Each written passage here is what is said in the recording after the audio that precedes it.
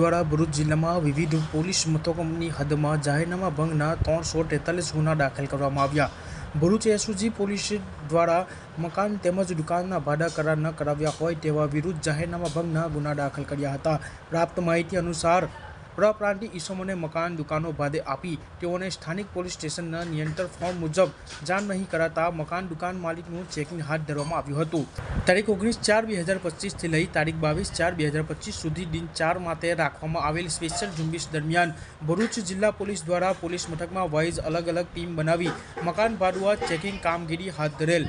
સરહદ ઝુંબેશમાં મકાન માલિકો ભાડા કરાર નોંધણી ન કરાવ્યા વિરુદ્ધ જાહેરનામા ભંગના કુલ 343 ગુના ભારતીય ન્યાય સંહિતા BNS કલમ 2023ની કલમ 223B મુજબ ગુનો દાખલ કરી કાયદેસરની કાર્યવાહી હાથ ધરેલ છે।